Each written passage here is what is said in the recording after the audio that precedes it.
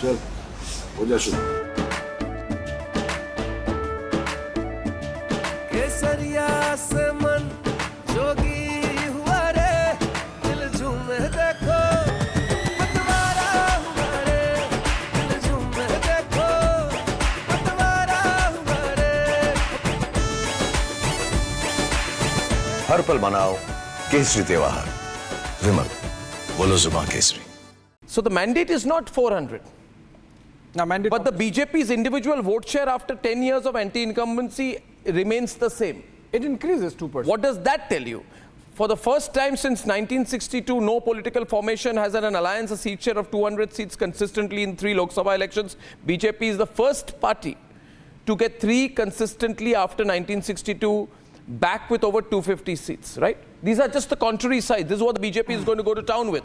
They're going to say this is the first time since the birth of the BJP that any political party at a national level returning for the third time has held on to an individual share of over 250 seats. That the mandate is for them because the vote share is around 38-39%, right? So the question will be now more about who is the mandate for.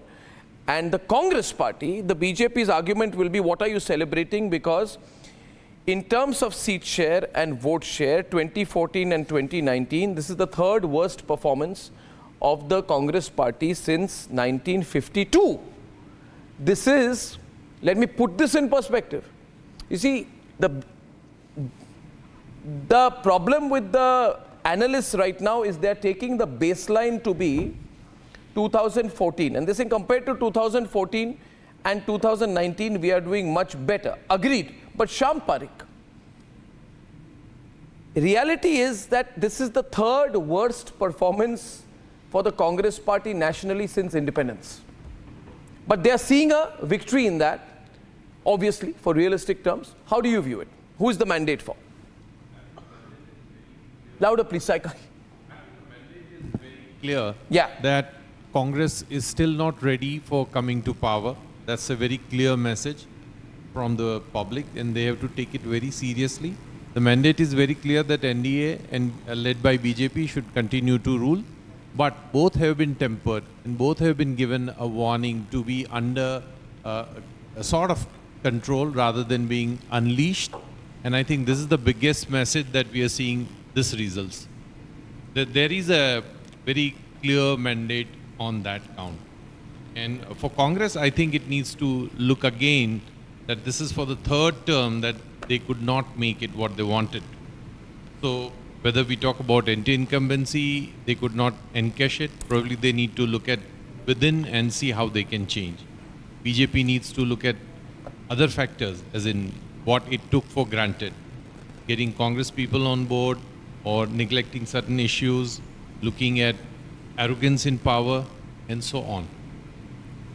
Yeah. Yeah. Yes. See, if we compare between two parties, then after contesting 433 constituencies, BJP stands somewhere on 239 to 240. That is more than 54% that BJP has performed. On more than 54% seats, BJP has got the lead. On the other hand, Congress contested 318 seats, not even managing to 100. This is less than one-third. So whose the mandate is this, and is it against the BJP? That question shouldn't arise. If Is it against the not BJP? Okay. So that's a question. That's a question. That's a question.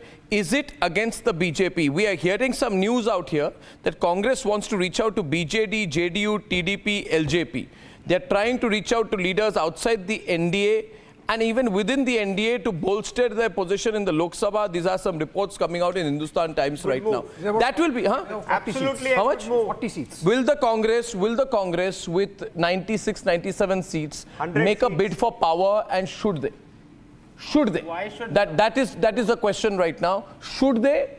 I mean, why Can a shouldn't party they? with 93 seats or 96 seats say, we have a right to be in power, not the party with 240 to 250 seats? It's an extraordinary situation. The BJP can easily step back and say, go ahead, be my guest. Go ahead, be my guest, form the government. Form the government. What would they do then?